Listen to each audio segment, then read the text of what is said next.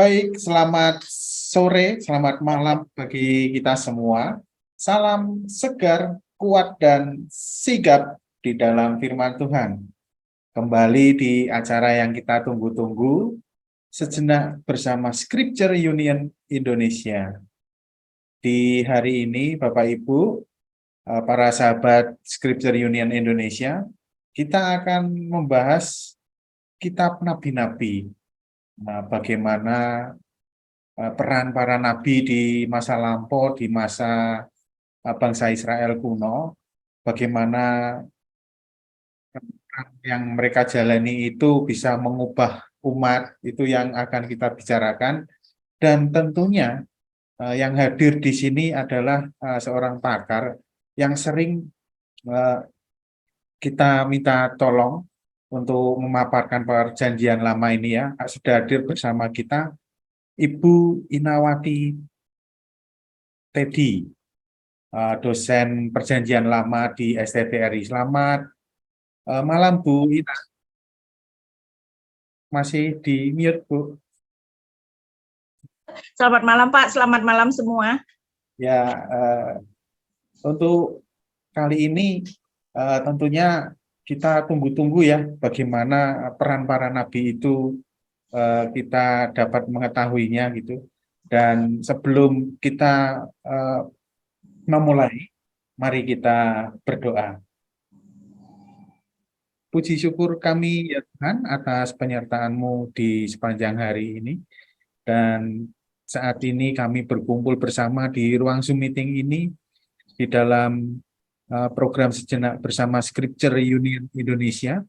Kami mau belajar ya Tuhan mengenai para nabi yang telah Engkau utus, yang telah menuntun umat-Mu yang hidup di dalam bangsa Israel, dan yang juga masih menginspirasi kami sampai hari ini tentang bagaimana kami memahami firman dan kehendak-Mu. Ajarlah kami Tuhan, dan kami juga memohon kiranya Tuhan berkati Bu Inawati Teddy yang akan membawakan materi bagi kami. Kami siap belajar ya Tuhan, di dalam kasih Kristus kami mau belajar.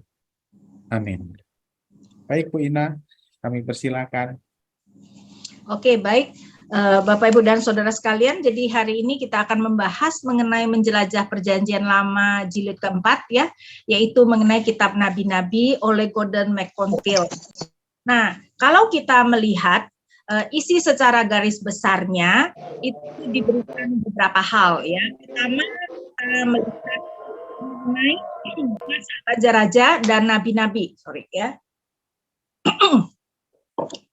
masa raja-raja dan nabi-nabi, yaitu kemudian memberikan kita gambaran kapan seorang nabi melayani. Menurut saya ini adalah sesuatu yang sangat baik ya. Kita sering sekali bingung kan kapan seorang nabi melayani, dan memang ada nabi-nabi yang ditulis tuh zaman raja siapa dia melayani dan sebagainya, dan sekarang kita diberikan semacam peta lah ya secara gamblang sehingga dengan mudah kita melihatnya.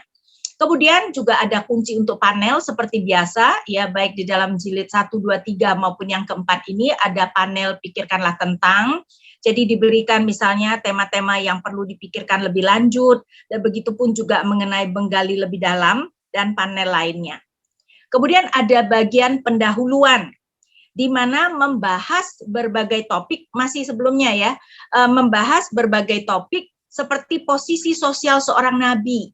Apakah nabi-nabi ini yang menuliskan kitab atas nama mereka, penyusunan kitab, termasuk melihat kritik literer, kritik bentuk, dan kritik redaksi. Nah, ini juga ada di dalam kitab-kitab yang lainnya. Kemudian ada singkatan dan kemudian ada peta.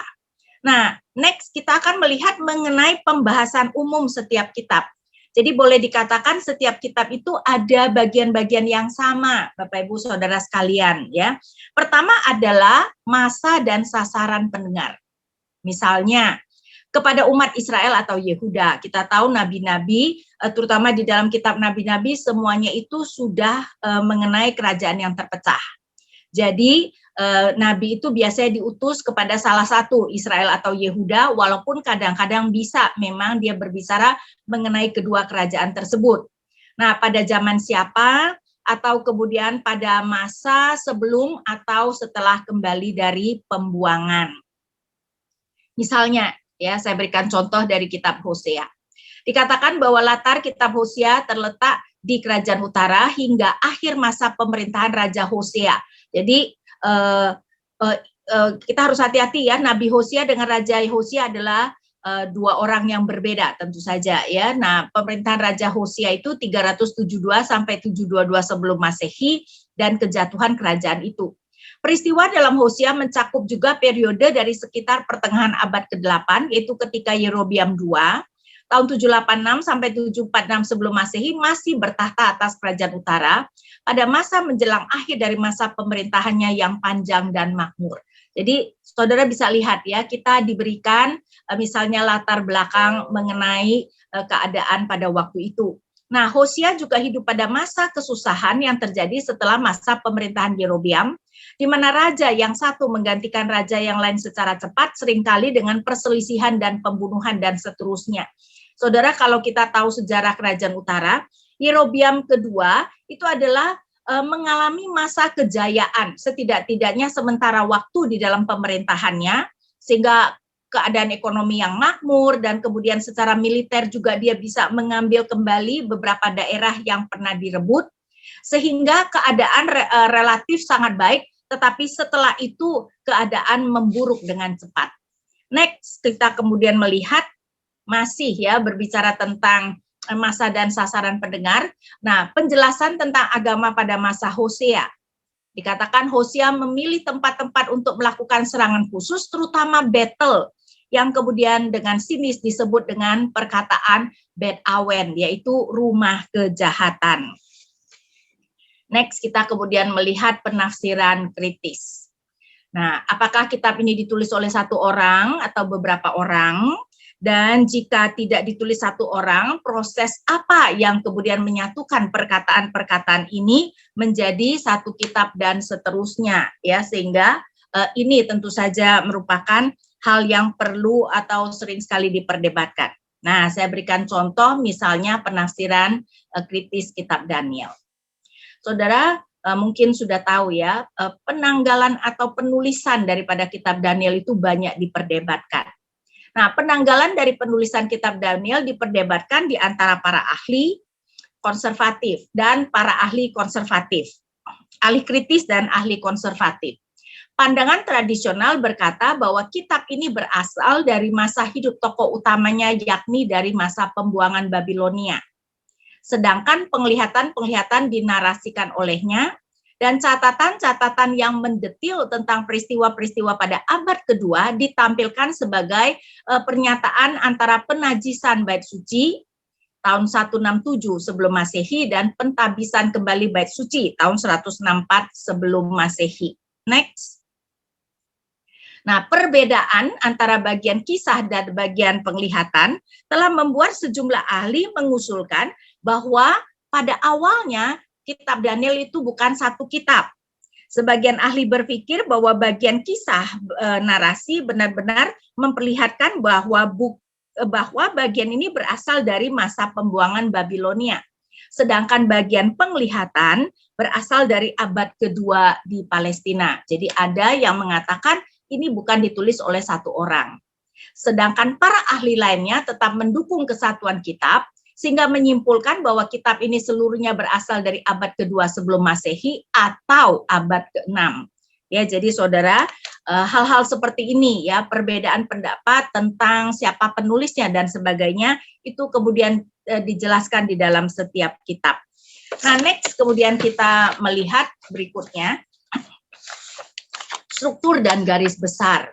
Nah, untuk setiap kitab saudara kemudian diberikan struktur kitab itu dan isi secara garis besar. Misalnya untuk kitab Yesaya 1-12 Yerusalem dihakimi dan ditebus, 13-27 keadilan Allah ditegakkan di antara bangsa-bangsa, 28-35 seorang raja yang adil di Yerusalem, 36 sampai 39 Yerusalem diselamatkan, tetapi ancaman dari Babilonia masih membayangi.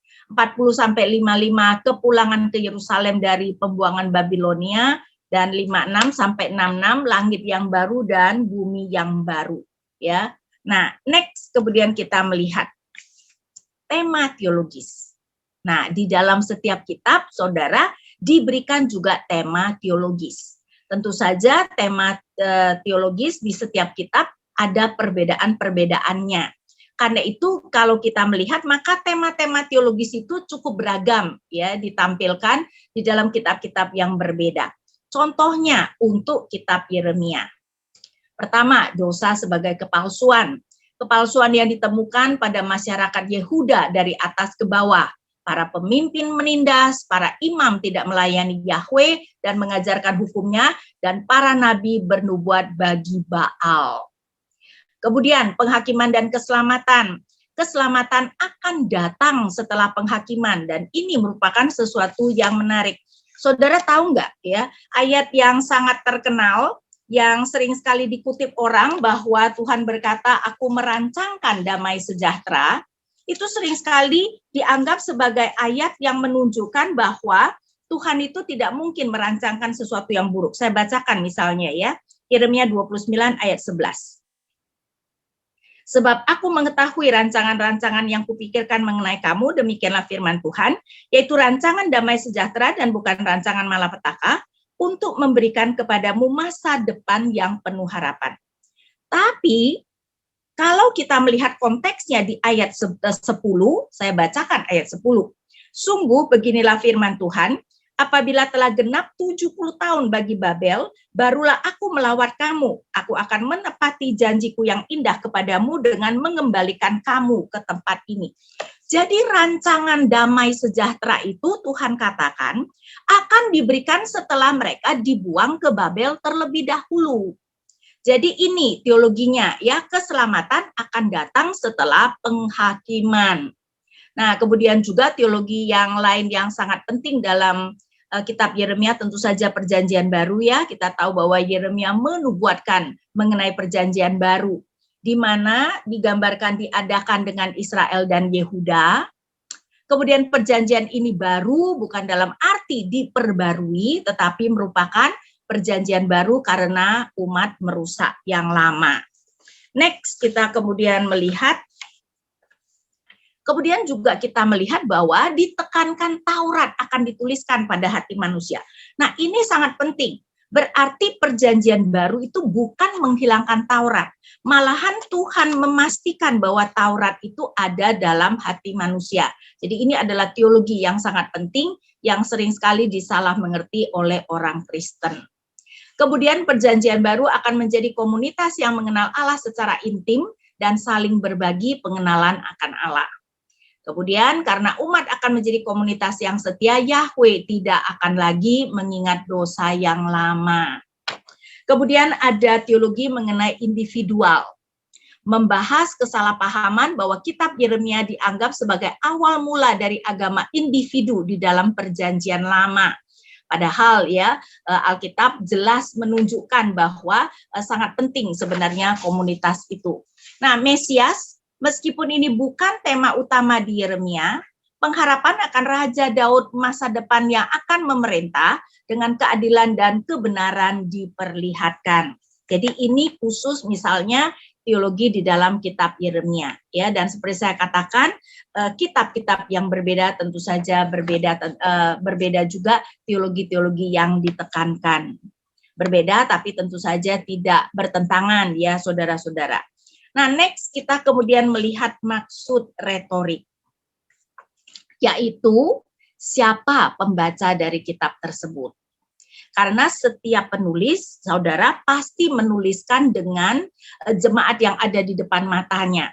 Tetapi kita juga harus mengerti, yang akan mendengarkan atau membaca penulisan mereka bukan hanya jemaat di depan mata, si nabi misalnya, tetapi juga generasi mendatang yang kemudian akan membacanya atau akan mendengarkannya.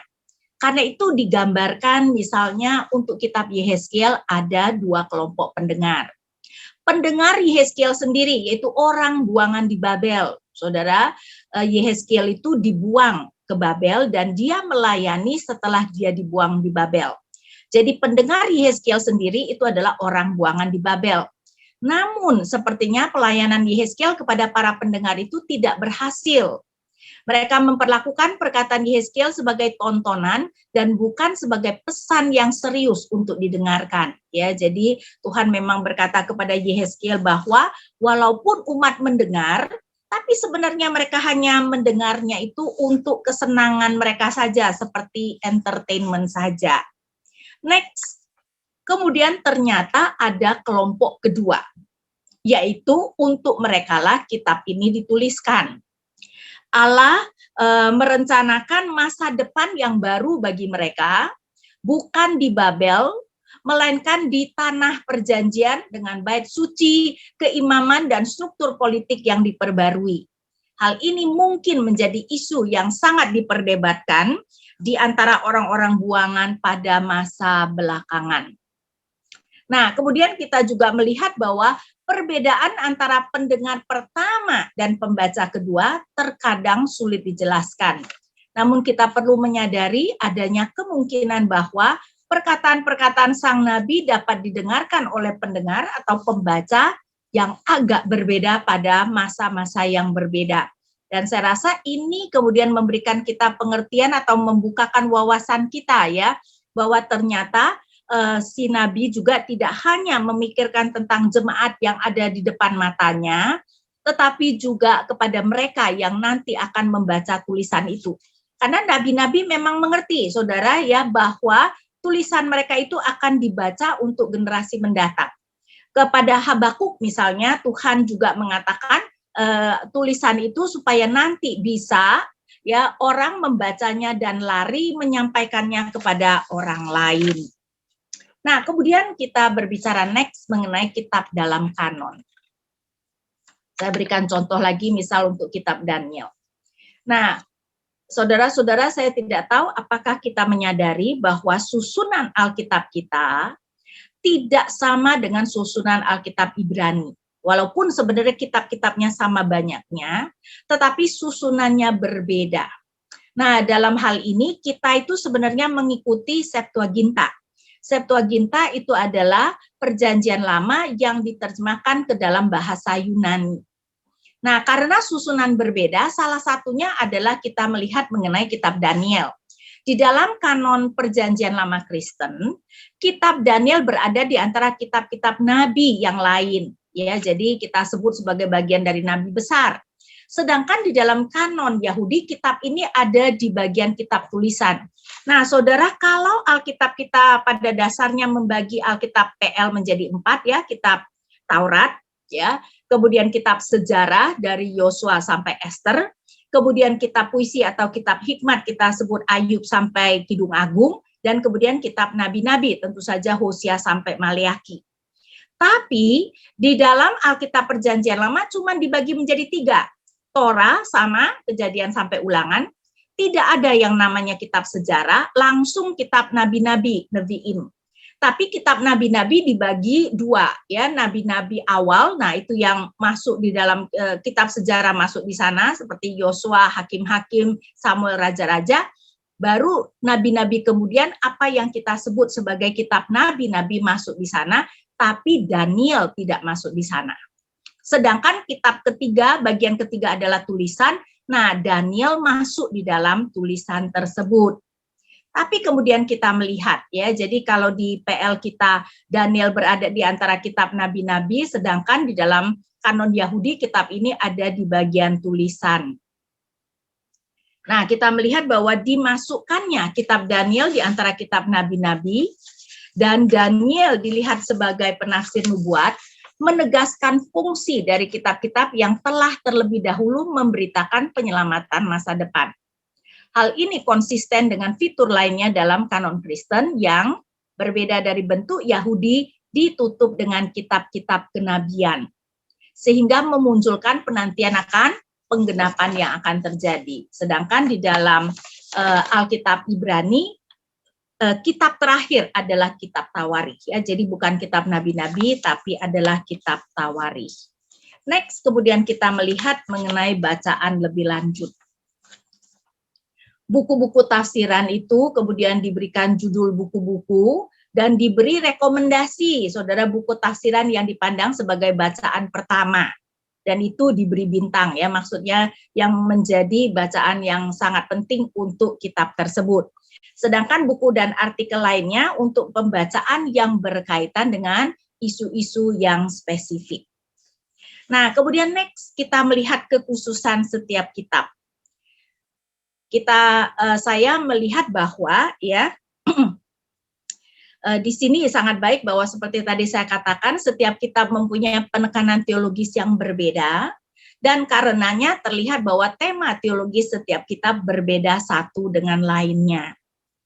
Kemudian ada hal yang juga sangat menarik adalah hubungan kitab yang dibahas dengan kitab lainnya dalam Alkitab juga dibahas ketika menjadi perhatian atau diberikan dalam bentuk panel untuk dipikirkan. Contohnya ya, kitab Daniel terutama pasal 3-6 ya berbicara mengenai Sadrak Mesak Abednego, kemudian Nebukadnezar dan Daniel di Gua Singa misalnya dikaitkan dengan kitab Ester dan kitab Wahyu misalnya. Kitab Hosea dan kitab Ulangan ya, terutama Ulangan 12 ayat 2-4 di mana Tuhan memberikan perintah supaya ketika mereka masuk Kanaan tentu saja mesbah-mesbah berhala harus dihancurkan. Nah, Hosea 4 ayat 13 menunjukkan betapa umat ternyata melanggar apa yang dikatakan di dalam Ulangan 12 itu ya, dan mereka kemudian mendirikan mesbah-mesbah untuk penyembahan berhala dan sebagainya. Kitab Obadja dikaitkan dengan kitab Amos, yaitu mengapa Obadja secara khusus menulis nubuatan penghakiman Edom, padahal di dalam kitab Amos juga kan kitab Amos itu banyak penghakiman terhadap bangsa-bangsa lain, termasuk Edom juga dimasukkan. Jadi mengapa Obadja misalnya secara khusus menuliskan itu? Zefanya dan Yeremia terdapat frasa-frasa yang sama. Maliaki dan Nehemia misalnya menghadapi masalah-masalah yang sama, misalnya mengenai pernikahan campur dengan perempuan-perempuan asing. Nah, next, kemudian juga yang menurut saya sangat menarik adalah hal-hal yang penting dalam kitab yang dibahas juga diperhatikan atau diberikan dalam bentuk panel untuk dipikirkan lebih lanjut. Nah, memang saudara ya, kalau diberikan dalam bentuk panel, berarti memang di dalam buku ini tidak dibahas tuntas, jadi lebih ke arah kita diberikan saran untuk menggali atau kita memikirkannya. Misalnya nyanyian hamba dalam Yesaya. Yesaya itu terkenal dengan nubuat mengenai sang hamba, yaitu mengenai Mesias ya. Dan ada 4 nyanyian hamba yang sangat terkenal dalam Yesaya. Sehingga kemudian ini supaya kita kemudian lebih memperhatikan apa yang merupakan bagian dari nyanyian hamba dalam Yesaya. Kemudian tentu saja di dalam nubuat Yeremia yang berbicara tentang umat akan dibuang 70 tahun, diberikan dalam bentuk panel misal untuk memikirkan berapa lamakah 70 tahun dalam nubuat Yeremia. Karena kenyataannya kita tahu ya saudara-saudara, walaupun setelah mereka boleh kembali dari pembuangan, tapi kan kenyataannya mereka masih berada di dalam penjajahan. Ketika kembali dari pembuangan, mereka masih dijajah Persia, sesudah itu masih di bawah Yunani dan kemudian Romawi, dan Yesus baru datang itu kan kemudian ratusan tahun kemudian ya, sehingga tentu saja kita perlu memikirkan berapa lamakah sebenarnya 70 tahun dalam nubuatan Yeremia. Kemudian tindakan simbolis kenabian dalam pembahasan Yehezkiel. Kalau kita melihat Nabi Yehezkiel itu banyak melakukan tindakan-tindakan simbolis dan bukan berfirman hanya melalui kata-kata ya. Misalnya dia makan sampai gemetar demikian ya, dan kemudian digambarkan dia harus tidur di sisi kanan, di sisi kiri, berapa hari, dan kemudian dilihat. Kita harus memikirkan kenapa misalnya tindakan-tindakan simbolis kenabian tersebut. Nah, Daniel sebagai kitab apokaliptik ya, kitab apokaliptik itu menunjukkan kitab yang membukakan ya. Jadi Daniel juga memang seperti kitab Wahyu dianggap sebagai kitab apokaliptik yang kemudian membukakan mengenai apa yang akan terjadi di masa depan. Kemudian yang sangat terkenal tentu saja anak manusia dalam kitab Daniel. Ini sangat terkenal karena kalau kita melihat perjanjian baru ya, Tuhan Yesus itu tidak senang menyebut dirinya anak Allah, walaupun ya kita melihat bahwa Alkitab banyak berbicara tentang dia sebagai anak Allah dan itu tidak salah. Tapi kenapa Tuhan Yesus lebih senang menyebut dia anak manusia? Dan itu bukan anak manusia biasa, itu adalah anak manusia dalam kitab Daniel ya, terutama kalau saudara mau melihat itu ada di dalam Daniel 7. Dan ini menunjukkan anak manusia yang jelas keilahiannya, anak manusia yang datang di awan-awan. Dan Tuhan Yesus lebih senang menyebut dirinya sebagai anak manusia. Jadi kita perlu memikirkan misalnya mengenai kenapa seperti itu. Pernikahan Hosea tentu saja ya, pernikahan Hosea merupakan sesuatu yang menghebohkan. Tuhan menyuruh Hosea untuk menikahi seorang perempuan sundal dan memperanakkan anak-anak sundal misalnya ya, sehingga ini perlu kita pikirkan. Kemudian kitab Yunus, apakah itu adalah kitab sejarah atau kitab fiksi misalnya? Dan ini yang sering sekali diperdebatkan ya. Banyak orang Kristen zaman sekarang misalnya tidak melihat kitab Yunus itu sebagai fakta sejarah ya, apalagi berbicara tentang dia kemudian ada di perut ikan 3 hari 3 malam dan sebagainya ya, sehingga ini kemudian perlu dipikirkan. Kemudian apakah Zerubabel sebagai Mesias dalam kitab Hagai?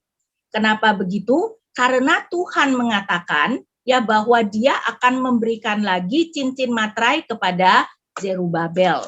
Padahal kalau kita tahu di dalam Yeremia, Tuhan itu mengatakan bahwa dia mencabut Raja Yoyakim dari dia mencabut Raja Yoyakim seperti dia mencabut cincin materainya. Dan sekarang dikatakan dia kemudian memberikan cincin materai itu kepada Zerubabel ya, sehingga kita perlu memikirkan misalnya apa artinya. Nah, Zakaria 9-14 di dalam narasi kita sengsara kitab Injil. Saudara mungkin banyak kita tidak sadar ya, Zakaria banyak juga setidak-tidaknya ada beberapa mengenai nubuat Mesias. Terutama berbicara tentang ya kisah sengsara kitab Injil. Jadi terutama mengenai Mesias yang ditikam misalnya ya, Mesias yang kemudian diratapi, bahkan termasuk Mesias yang nanti datang duduk di atas keledai untuk masuk dan dielu-elukan sebagai raja. Itu semua ada di dalam kitab Zakaria. Karena itu perlu dilihat mengenai Zakaria terutama pasal 9-14 di dalam narasi kisah sengsara kitab Injil. Dan kemudian kitab Maliaki, perlukah orang Kristen memberikan perpuluhan, karena kita tahu bahwa kitab Maliaki berbicara tentang perpuluhan. Jadi saudara-saudara, ya jadi ini adalah mengenai kitab nabi-nabi, dan seperti yang tadi saya terus katakan, kitab nabi-nabi tentu saja juga berfokus kepada teologi-teologi yang berbeda. Jadi ini beberapa contoh yang saya berikan supaya kita bisa melihat keragaman daripada apa yang dibahas ya di dalam menjelajah perjanjian lama jilid keempat ini. Oke, sekian dari saya. Mungkin jadi sekarang kita bisa masuk kepada tanya jawab.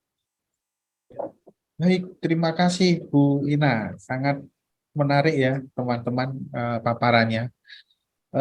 Tentunya kita juga sering mengalami yang namanya misleading ketika membaca Alkitab. Karena kita kurang mengerti dan cenderung untuk menafsirkannya menurut pemikiran sendiri gitu ya, sehingga terjadi hal-hal yang nggak pas gitu. Dan buku ini seperti yang dikatakan Bu Inawati tadi bisa membantu kita semua untuk meluruskan hal-hal yang tidak kita mengerti, seperti yang disebutkan tadi yang tentang penghukuman Allah itu terjadi terlebih dahulu, baru kemudian berkatnya menyertai. Jadi kita beriman tidak hanya minta berkatnya melulu, tapi ketika bersalah pun juga kita masih mau minta berkatnya. Harusnya kita juga sadar diri gitu ya untuk meminta pengampunan atau bertobat. Nah, banyak hal-hal juga yang disampaikan Bu Ina tadi tentang hal-hal yang perlu diperhatikan di dalam buku-buku ini, dan itu mengawali kita semua bagaimana memberi catatan itu dapat kita gali lebih dalam gitu. Jadi saat ini kita buka pertanyaan. Teman-teman atau para sahabat Yesus bisa menanyakan melalui secara langsung dengan terlebih dahulu raise hand ya, ada fitur raise hand di dalam Zoom meeting ini. Bisa raise hand, terus open cam, terus menanyakan apa yang dapat bisa digali lebih dalam tentang buku Menjelajah Perjanjian Lama jilid keempat ini gitu, yang membahas tentang kitab nabi-nabi, atau menuliskannya di kolom chat gitu. Baik, adakah yang ingin bertanya?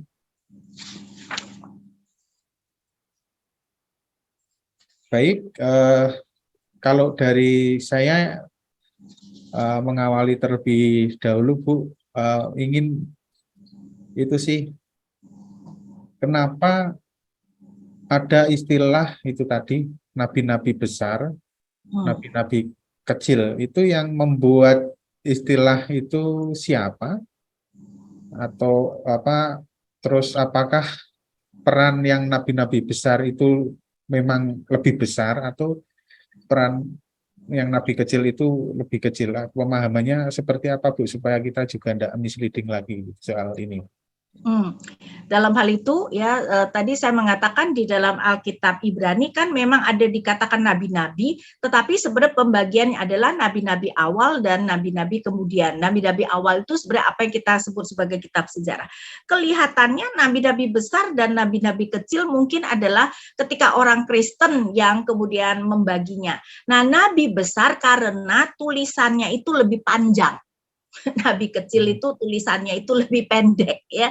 Jadi ini sebenarnya tidak berbicara tentang nabi besar itu berarti lebih terkenal, nabi kecil kemudian menjadi lebih tidak terkenal, tidak ya. Jadi nabi-nabi besar itu dilihat karena tulisannya panjang, dan karena itu memang kita lihat ya Yesaya, Yeremia, Yeskiel, Daniel itu kan Daniel yang masih tidak sepanjang yang lainnya lah ya. Sedangkan mulai dari kecil adalah Hosea sampai Maliaki. Hosea termasuk cukup panjang ya, tetapi kan yang lain juga sering sekali cuman 2 pasal, 3 pasal, 5 pasal dan sebagainya. Jadi lebih ke arah tulisan mereka itu yang panjang dan tulisan mereka itu yang kecil, karena itu disebut nabi-nabi besar dan nabi-nabi kecil. Oke, baik Bu Ina, terima kasih. Oh, ternyata seperti itu ya. Maksudnya ini ada yang nulis lebih awal dan itu lebih panjang gitu. Sebenarnya istilah yang pas itu tadi ya Bu, nabi-nabi yang awal dan nabi-nabi yang kemudian gitu ya. Itu yang kemudian kita lihat sebagai apa yang ada di dalam Alkitab. Nah, nabi-nabi awal, kenapa sebenarnya kitab sejarah juga disebut nabi-nabi di dalam kitab nabi-nabi ya, di dalam Alkitab Ibrani? Karena kan sebenarnya nabi-nabi itu juga muncul di dalam sana. Seperti di dalam kitab sejarah kan muncul juga nabi-nabi ya, Nabi Nathan, kemudian Nabi Gad misalnya, apalagi kerajaan utara, Nabi Elia, Nabi Elisa misalnya kan. Nah, karena itu kenapa sebenarnya kitab sejarah pun kemudian di dalam Alkitab Ibrani disebut bagian dari kitab nabi-nabi. Ya, sangat menarik ini, malah kita menjadi belajar banyak ini soal nabi-nabi. Ya memang ada ya, Nabi Samuel juga yang mengurapi Saul dan Daud itu juga ya. Betul ya, dan itu juga kan termasuk di dalam kitab nabi-nabi kalau di dalam Alkitab Ibrani. Oke. Jadi periodisasinya itu antara raja dan nabi-nabi itu saling itu Bu ya. Berkaitan, betul. Berkaitan, ya. Nah, itu kenapa di awal saya mengatakan ya di MPL jilid 4 itu kita itu diberikan mengenai misalnya raja-raja dengan nabi-nabi. Saya tuh tunjukkan mungkin kalau bisa dilihat ya.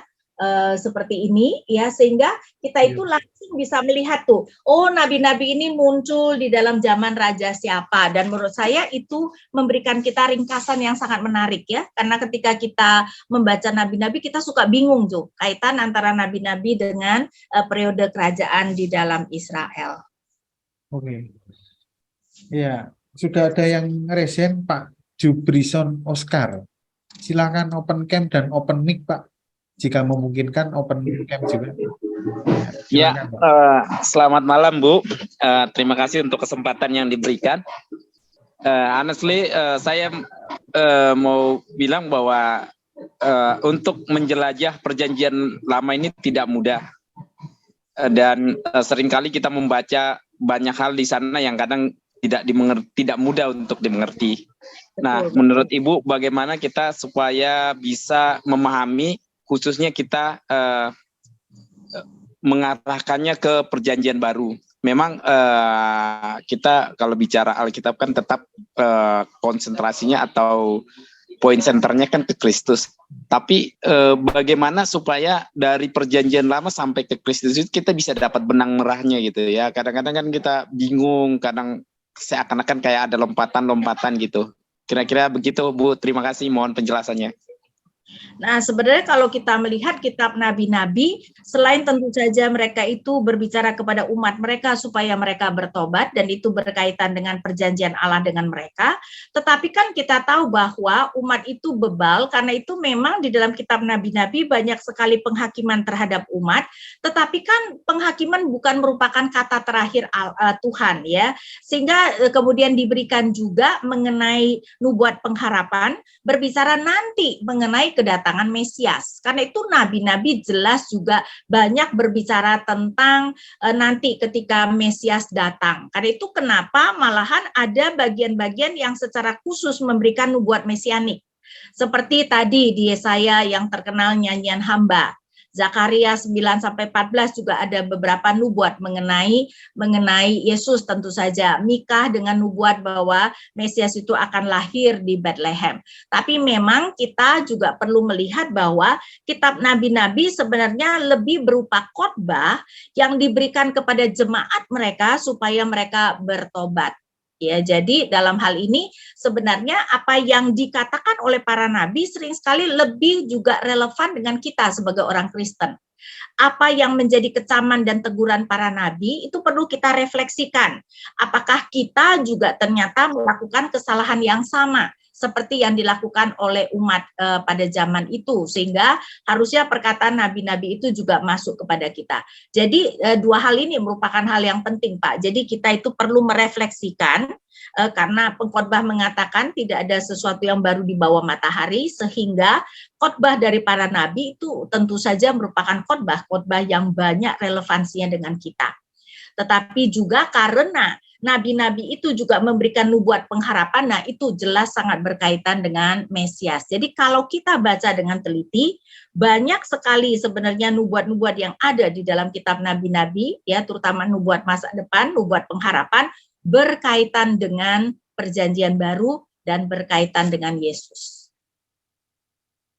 Baik, itu penjelasan yang sangat itu ya, sangat tepat. Semoga Pak Jubrison bisa menerima penjelasannya. Benang merahnya ada di tentang Mesias itu tadi, nubuat mesianiknya itu Pak Jubrison. Kalau mau mengkhotbahkan tentang itu tentunya bisa diolah secara kekinian ya, karena itu kan konteks yang saat ini dihadapi pun juga masih relevan juga ketika kita mengambil dari nabi-nabi. Ada dua ya, Shalom Pak, saya boleh nanya Pak? Oh ya, boleh dikit. Dari siapa ini? Denny, saya Denny Pak. Baik Pak. Pak Denny Raharja. Ya, silakan Pak Ya. Denny.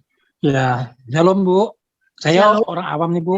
Ya, saya mau nanya, kalau nabi kan zaman dulu ya. Apakah zaman sekarang masih ada kata-kata nabi? Apakah nabi itu artinya dia yang berbicara dengan Allah, nah nabi itu nyampaikan pada manusia gitu ya? Coba di zaman sekarang ada nggak sih nabi? Nggak ada ya? Apa zaman dulu doang gitu? Maksudnya Itu aja rahasia, nggak sih? maaf Nah, Pak. maksudnya disebut nabi itu di zaman sekarang masih ada nggak sih? Apa zaman dulu doang gitu? Ya, oke. Nabi itu apa sih, maksudnya gimana gitu? Coba dijelaskan, makasih. Nah, nabi itu adalah seseorang yang dipanggil Allah untuk tugas khusus. Dan nabi itu terutama Allah panggil ketika umatnya tidak setia. Jadi umat sudah melanggar perjanjian dengan Allah, jadi Allah mengutus nabi terutama untuk sebenarnya mempertobatkan umat. Kan itu kenapa tidak mengherankan kitab nabi-nabi lebih berupa kecaman, sebenarnya memberikan teguran kepada umat. Tetapi dan juga menyatakan hukuman kalau umat tidak taat, tapi juga memberikan pengharapan. Nah, saya secara pribadi, dan tentu saja ini bisa berbeda ya, saya secara pribadi melihat bahwa jabatan rasul dan nabi sudah tidak ada. Karena apa? Karena rasul dan nabi itu mendirikan fondasi gereja. Ya, dan itu bisa kita lihat di dalam Efesus 2 ayat 20. Ya, jadi fondasi gereja itu didirikan oleh rasul dan nabi dengan Yesus Kristus sebagai batu penjuru. Karena fondasi gereja sudah diselesai, karena itu jabatan nabi dan rasul tidak perlu lagi. Yang pasti jabatan rasul dikatakan rasul itu harus menjadi saksi mata pelayanan, kematian, kebangkitan, dan kenaikan Yesus di surga. Berarti kan tidak mungkin dong zaman kita sekarang ada rasul. Nah, nabi pun saya pikir juga tidak ada. Tapi fungsi rasul dan nabi itu harus dikerjakan setiap kita. Kata rasul sebenarnya hanya berarti orang yang diutus. Karena itu di dalam perjanjian baru pun rasul itu tidak hanya berfokus kepada 12 murid Tuhan Yesus, 70 orang yang diutus Tuhan Yesus pun juga disebut rasul. Nah, rasul di dalam konteks seperti itu, nah kita orang Kristen juga mempunyai fungsi rasul, menjadi orang-orang yang diutus untuk kemudian mengabarkan Injil. Nah, fungsi nabi sebenarnya pada dasarnya adalah menyampaikan firman Tuhan. Pada hari raya Pentakosta, ya, di mana Roh Kudus dicurahkan, Petrus kemudian mengutip Yoel. Dan di dalam Petrus mengutip Yoel, saya tunjukkan ya, supaya kita melihat bahwa di dalam Pentakosta mau dikatakan bahwa sekarang setiap orang percaya diberikan fungsi nabi. Saya bacakan Kisah Rasul 2. Kisah Rasul 2 terutama ayat 17 saja. Akan terjadi pada hari-hari terakhir, demikianlah firman Allah, bahwa aku akan mencurahkan rohku ke atas semua manusia, maka anak-anakmu laki-laki dan perempuan akan bernubuat, dan taruna-tarunamu akan mendapat penglihatan-penglihatan, dan orang-orangmu yang tua akan mendapat penglihatan. Perhatikan, nubuat, mendapat penglihatan dan mimpi.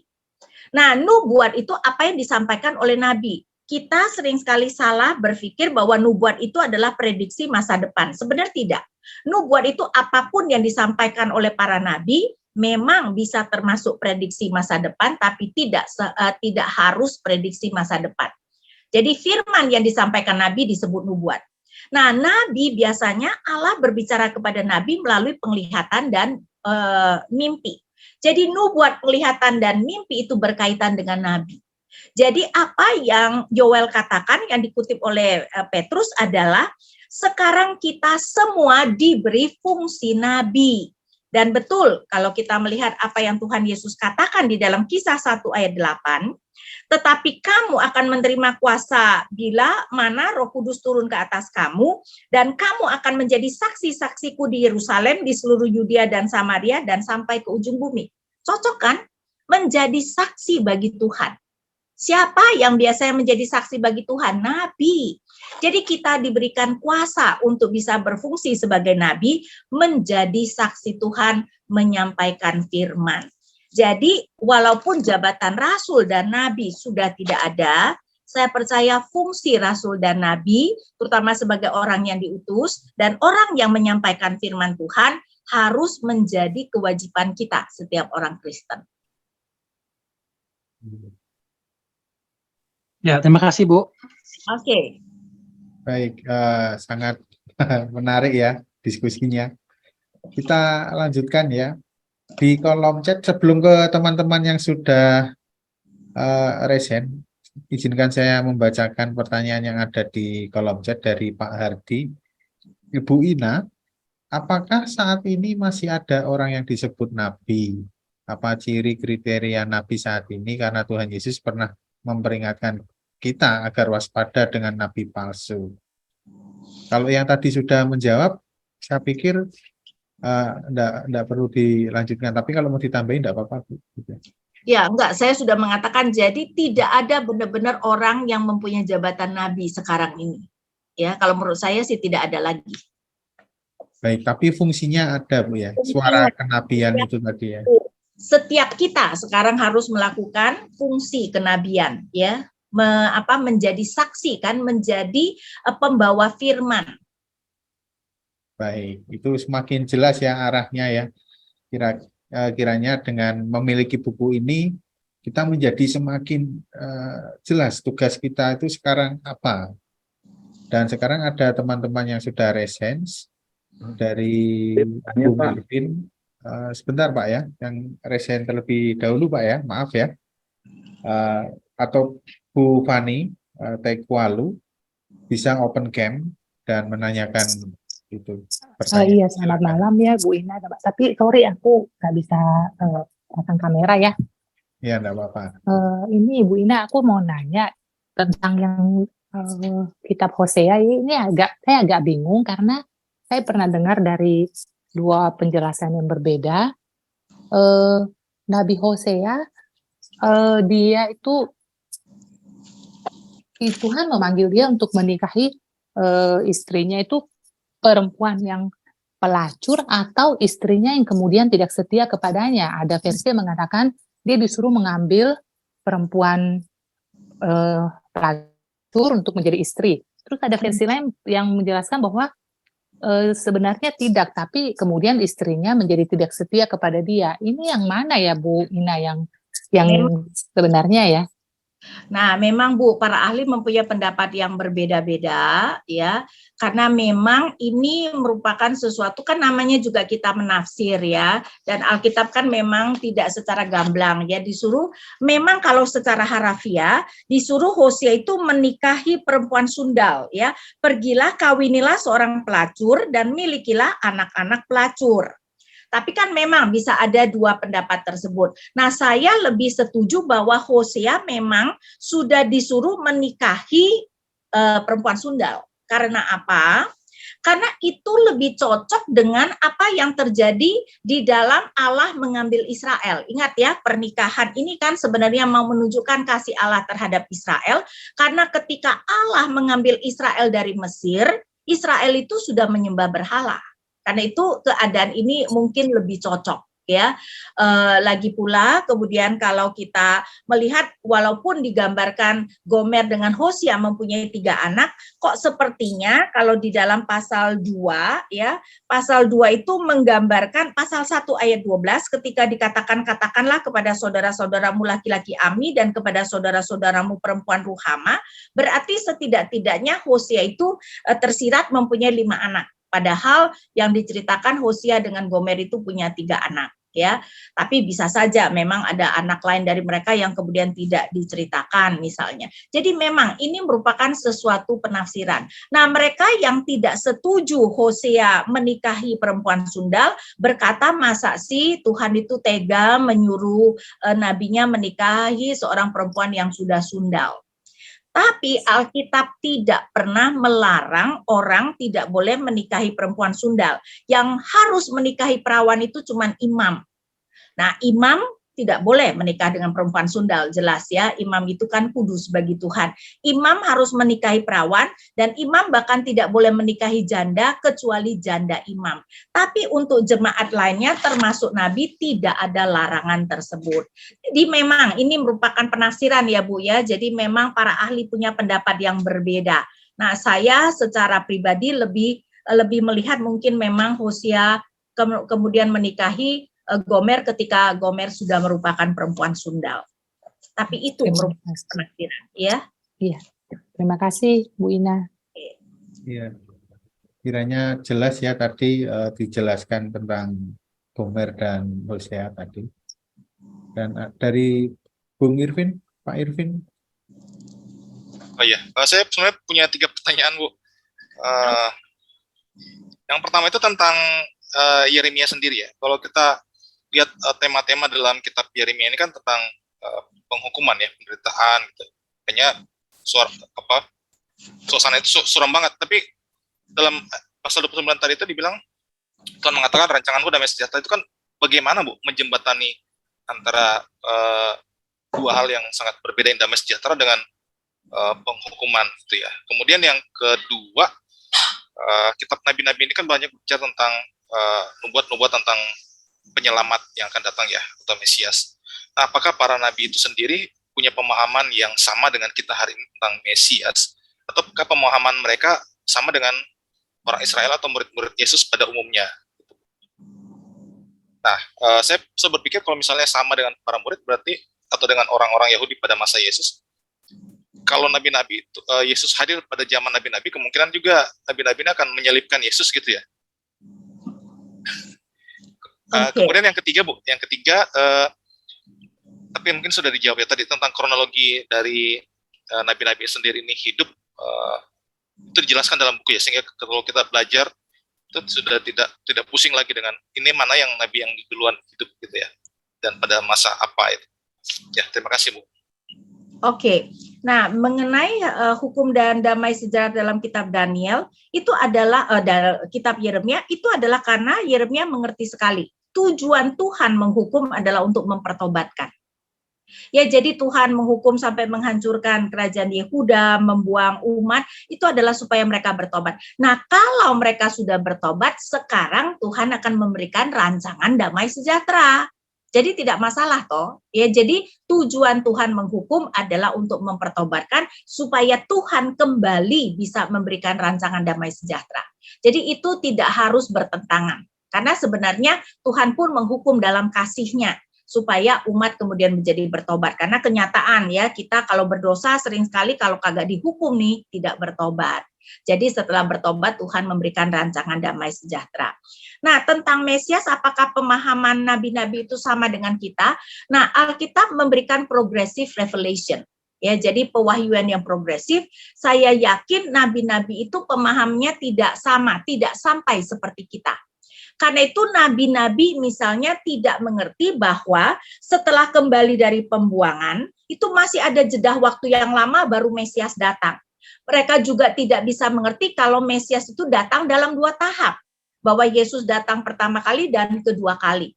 Karena itu misalnya kita melihat Yohanes Pembaptis ya, nabi-nabi PL akan menganggap itu Tuhan Yesus itu datang 1 kali dan begitu Mesias datang dunia damai. Jadi mereka tidak melihat bahwa kedatangan pertama Tuhan Yesus adalah menyelamatkan, baru kedatangan kedua untuk menghakimi. Mereka menganggap Tuhan Yesus langsung datang untuk menyelamatkan dan menghakimi. Kan itu Yohanes Pembaptis, saudara, biasanya Yohanes Pembaptis dianggap Nabi PL ya, karena dia tidak sempat melihat kematian kebangkitan Yesus. Karena itu Yohanes Pembaptis tadi awalnya begitu yakin Yesus adalah Mesias, kemudian mulai ragu ketika dia dipenjarakan. Karena kok Tuhan Yesus tidak datang menghakimi? Kok Tuhan Yesus malahan makan bersama-sama dengan para pendosa? Kan itu dia kemudian bertanya, menyuruh muridnya bertanya apakah Yesus orangnya. Karena memang tentu saja nabi-nabi PL tidak mungkin mempunyai pengertian selengkap kita yang sudah melihat kedatangan Tuhan Yesus. Ya, jadi dalam hal itu memang pasti perbedaan itu ada. Nah, seberapa sebenarnya pemahaman mereka sama dengan Israel, nah itu pasti berbeda-beda, Pak. Sama seperti kita mengatakan, apakah orang Kristen sekarang bisa kita tarik kesimpulan pemikiran semua orang Kristen? Kan tidak bisa. Ada tentu saja yang mempunyai doktrin yang lebih benar, seperti tokoh-tokoh yang benar, seperti nabi-nabi. Ada seperti orang Israel yang bahkan tidak percaya Allah itu satu, sehingga kita tidak bisa mengatakan, karena setiap orang pasti mempunyai pemikiran yang berbeda-beda, ya. Dan kalau soal tadi soal mengenai raja dan itu, karena itu saya mengatakan MPL dalam hal ini memberikan kita sebuah gambaran, dan saya rasa itu sangat menolong. Nah, tentu saja untuk kitab-kitab yang dituliskan mengenai raja siapa bisa lebih ditetapkan waktunya.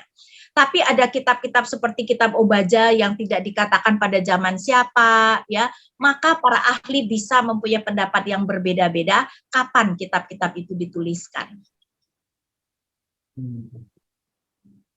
Ya, kiranya semakin jelas ya, Pak Irvin. Ya, terima kasih Bu. Oke. Masih ada lagi Bu di kolom chat. Ada pertanyaan dari Pak Andre Wibowo. Bu Ina, kalau di zaman sekarang menurut Alkitab banyak nabi-nabi palsu. Sedangkan nabi adalah utusan Tuhan untuk mengajar kita hidup sesuai firman. Pertanyaannya, bagaimana kita bisa tahu nabi yang asli atau dari Tuhan? Terima kasih. Nah, Alkitab memberikan dua cara untuk mengetahui nabi palsu atau tidak. Ya, saya tunjukkan yang satu Ulangan 18, yang satu Ulangan 13. Nah, di dalam Ulangan 18 penekanannya adalah kalau seorang nabi mengatakan mukjizat akan terjadi ya atau sesuatu akan terjadi dan ternyata tidak terjadi, maka dia adalah nabi palsu. Ya, jadi saya tunjukkan misalnya apa yang dikatakan di dalam Ulangan 18 ayat 22 sampai 22. Tetapi seorang nabi yang lancang menyampaikan demi namaku perkataan yang tidak kuperintahkan untuk disampaikan atau yang berkata demi nama ilah lain, nabi itu harus mati. Mungkin saja kamu berkata dalam hatimu, bagaimanakah kami mengetahui perkataan yang tidak difirmankan Tuhan? Apabila seorang nabi berkata demi nama Tuhan dan perkataan itu tidak terjadi dan tidak terwujud, maka itulah perkataan yang tidak difirmankan Tuhan. Nabi itu telah menyampaikannya dengan lancang, janganlah gentar kepadanya. Itu yang pertama.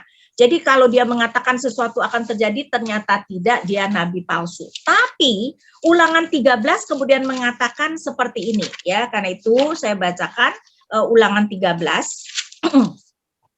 Mungkin saja di tengah-tengahmu muncul seorang nabi atau pemimpi dan ia memberitahukan kepadamu suatu tanda atau mukjizat. Apabila tanda atau mukjizat yang disampaikan kepadamu itu terjadi. Jadi kalau Ulangan 18 itu tidak terjadi, ini terjadi.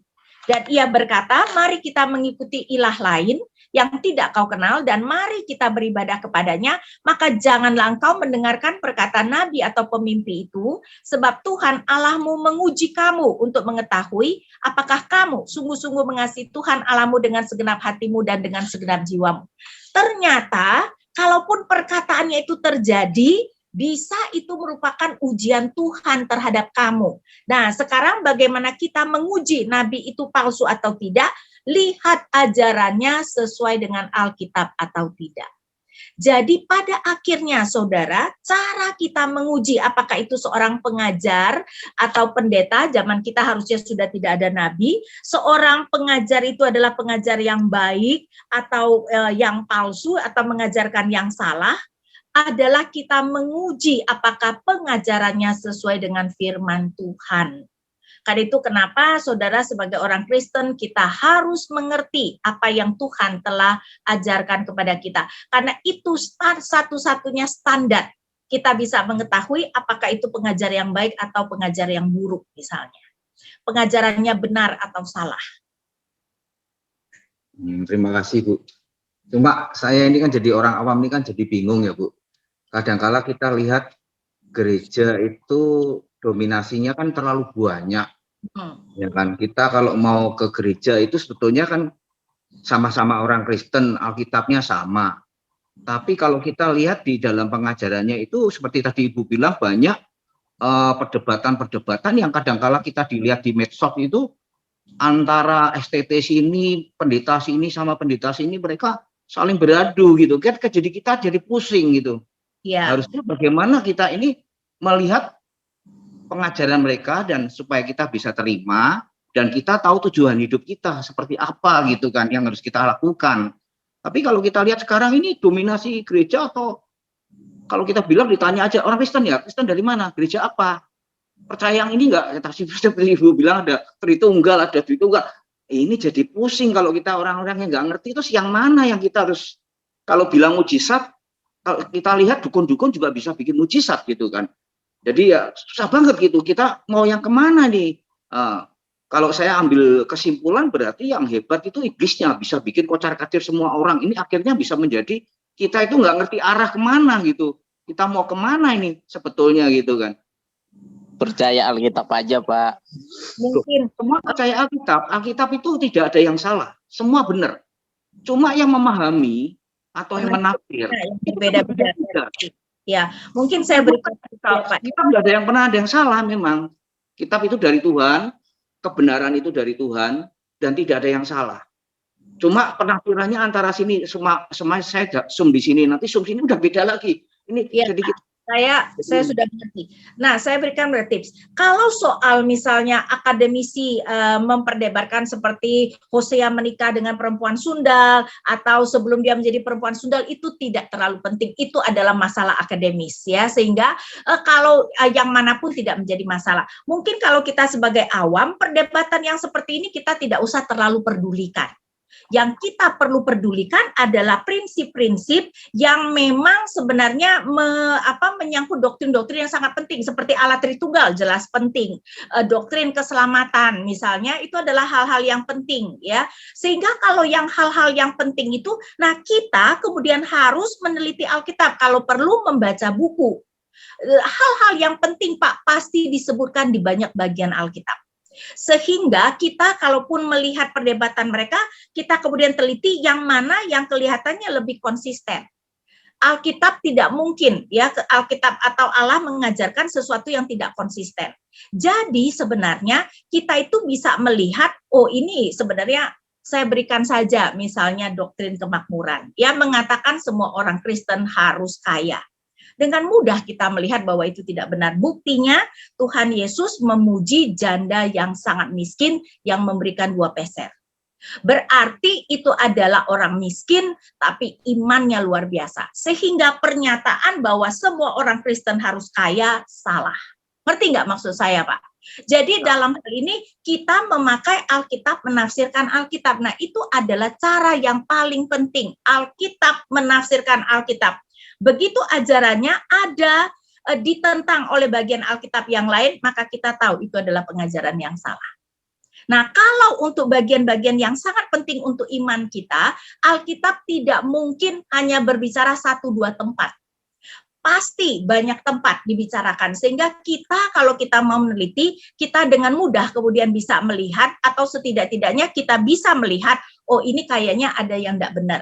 Kalaupun kita tidak bisa menjelaskan, kita kemudian bisa bertanya kepada pendeta kita, ya kita bisa bertanya kepada hamba Tuhan. Tapi kalau soal para akademis yang berdebat soal ini, udah biarin aja lah Pak, itu bukan untuk konsumsi orang awam ya, itu biar mereka akademisi saja yang memperdebatkan. Bagi orang awam yang penting adalah doktrin-doktrin yang berkaitan dengan keselamatan, doktrin yang berkaitan bagaimana kita melihat Tuhan menuntun hidup kita dan sebagainya. Nah, itu yang benar-benar perlu kita kemudian perhatikan.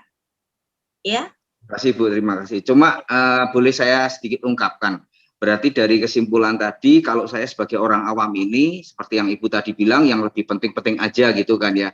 Dari perjanjian lama, tadi Ibu cerita ke perjanjian baru bahwa Yesus itu tidak meniadakan, tapi memang Yesus itu adalah menggenapi dari apa? Dari firman Tuhan bahwa Yesus itu adalah contoh dari keselamatan itu sendiri karena dia adalah kebenaran.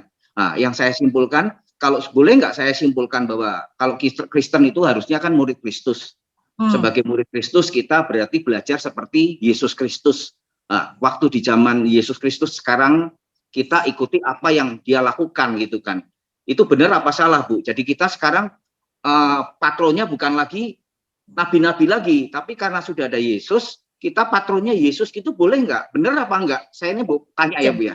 Tentu saja, tapi Yesus kan bukan cuma soal kehidupannya, ketaatannya, terutama ketaatannya ya kepada Bapa, dan tentu saja ajarannya, dan Tuhan Yesus menyuruh kita harus mentaati Alkitab, bukan? Mentaati apa yang sudah Tuhan ajarkan. Karena itu mentaati Tuhan Yesus, ya mau menjadi seperti Tuhan Yesus berarti kita mentaati apa yang Alkitab ajarkan, termasuk tentu saja apa yang diajarkan nabi-nabi. Karena pengajaran nabi-nabi dan pengajaran Yesus tidak mungkin bertentangan. Ya, jadi dalam hal tadi saya tanya lagi Bu ya, kalau menurut saya Yesus itu adalah Alkitab yang bisa ngomong, bisa menjadi contoh, bisa mengajar, dan bisa menjadi teladan buat kita. Itu betul apa enggak? Betul, tapi Tuhan Yesus tidak mengulangi semua yang diajarkan. Jadi kalau kita mengatakan kita cuma mau mempelajari apa yang dikatakan Yesus, ya enggak bisa. Karena Yesus tahu ada Alkitab Perjanjian Lama. Sehingga itu merupakan sesuatu yang juga harus kita pelajari, ya. Dan kita melihat pun juga penulis-penulis PB itu juga diinspirasikan Allah. Jadi kita tidak bisa hanya belajar dari perkataan Tuhan Yesus, karena Allah sudah membuat sedemikian rupa sehingga ada PL dan ada PB, dan kita harus mempelajari keseluruhannya. Jadi tidak bisa, Pak, kita hanya mempelajari perkataan Tuhan Yesus. Ya tadi kan saya orang awam cuma nanya aja Bu. Kan soalnya kalau kita lihat, kita mau belajar di gereja, lihat gereja seperti itu kita jadi bingung kan, yang mana nih yang betul, yang salah ya kan. Sekarang belajar menjadi murid Yesus ya kan. Murid Yesus itu berarti kan kalau kita lihat Yesus itu adalah kebenaran dan jalan, barang siapapun tidak melewati aku, tidak melewati jalan kebenarannya, ya kita nggak akan bertemu Bapa. Itu kan inti dari yang Yesus katakan. Dan yang saya lihat Yesus itu selama hidupnya ya, dia selalu berhubungan dengan Bapa, selalu connect. Kalau sekarang ini pemahaman-pemahaman yang ada di sini ini kan semua belum berdasarkan yang pasti tahu itu, yang pasti tahu yang punya Tuhan sendiri, yang karena Tuhan itu yang menciptakan. Nah, kalau saya lihat Yesus itu kan mengajarkan bagaimana kita itu doa itu kan dialog dengan Tuhan. Bagaimana kita bisa berdialog dengan Tuhan, bisa ngerti. Jadi penafsiran itu nggak banyak macam gitu ya. Itu kan banyak orang macam-macam penafsiran ya kan, jadinya melebar kemana-mana, padahal inti kekristenan hanya menjadi serupa Yesus gitu kan. Nah, Yesus mengajarkan kita tetap connect seperti Yesus itu, tetap berdoa sama Bapaknya, selalu connect, selalu konfirmasi dalam segala hal, karena kalau kita tanpa connect dengan Tuhan, iblis itu sudah connect sama kita 24 jam untuk intimidasi, kita nggak akan menang gitu kan. Maka Yesus mengajarkan seperti itu gitu kan. Dan yang saya lihat waktu Yesus itu Allah, betul apa enggak, Bu? Saya nggak tahu itu. Pengertian saya betul apa enggak?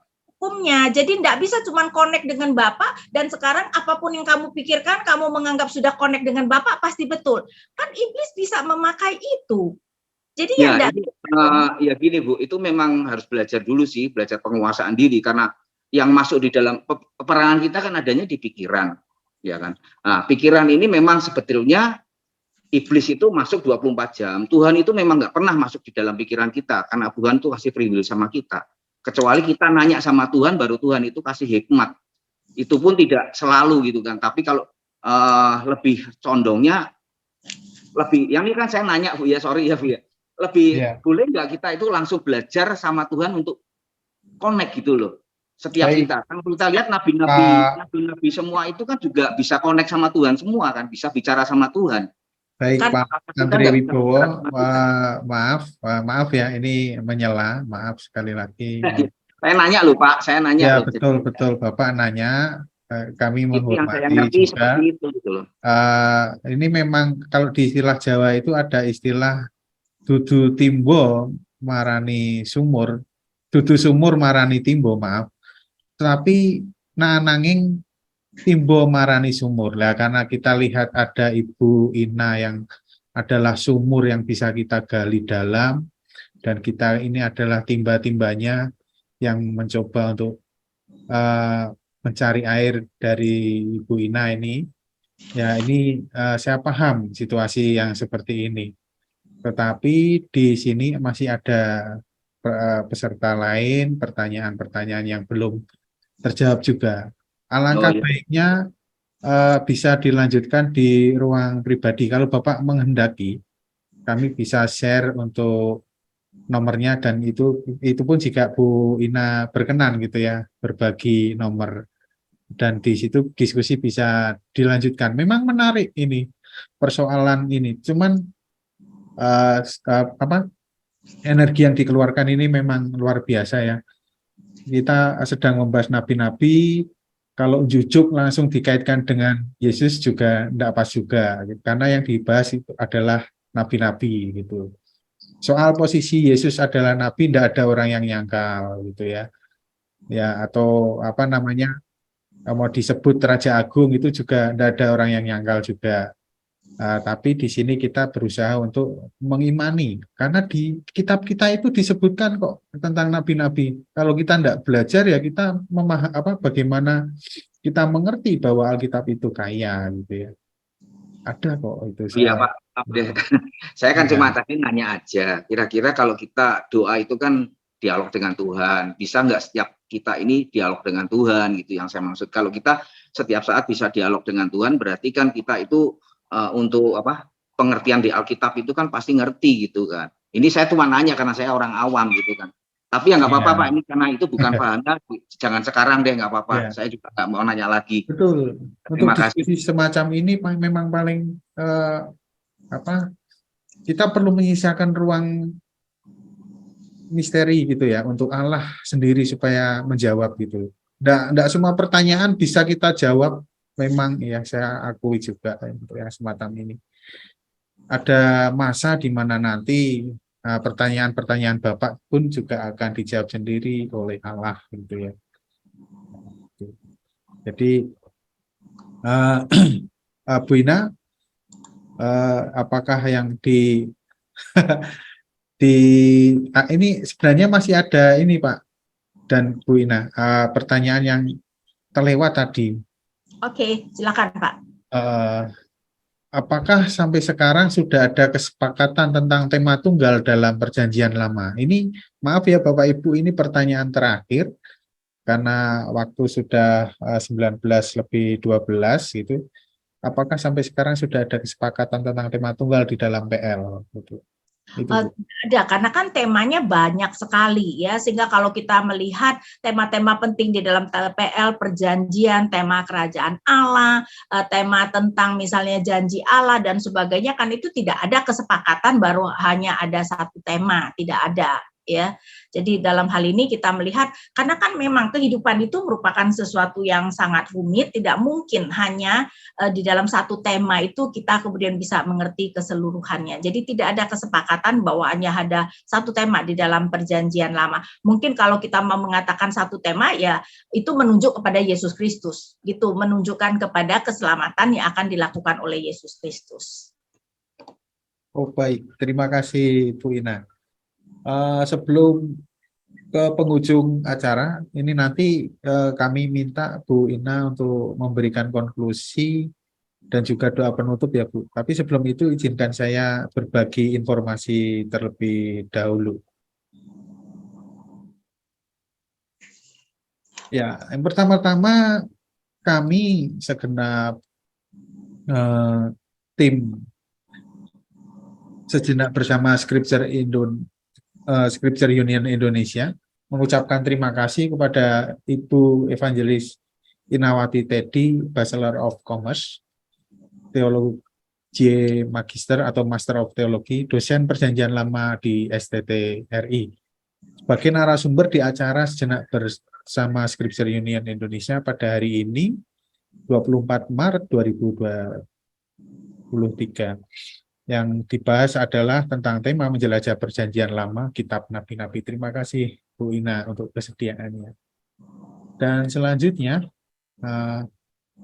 buku menjelajah Perjanjian Lama ini sudah terbit dan dapat dipesan secara pre-order. Ada masa pre-ordernya sejak 8 Maret dan sampai 31 Maret nanti. Harganya 180.000. Informasi pemesanan bisa di nomor 08119910-377. Dan ada barcode-nya kalau mau di-scan itu menuju pada rekening BCA. Nanti diinfokan kalau sudah memesan itu atau sudah mentransfer, diinfokan ke nomor yang sudah tertera ini. Dan selanjutnya info untuk sejenak bersama Scripture Union Indonesia selanjutnya, kita akan bertemu lagi pada tanggal 14 April 2023 dengan Pak Ihan Martoyo yang akan membahas mengenai 7 perkataan Yesus di kayu salib.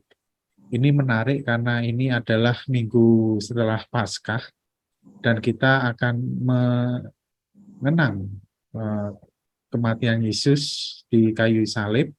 Dan kita akan secara khusus membahas bagaimana apa yang diucapkan Tuhan Yesus gitu ya di kayu salib dan dampaknya terhadap kehidupan kita gitu.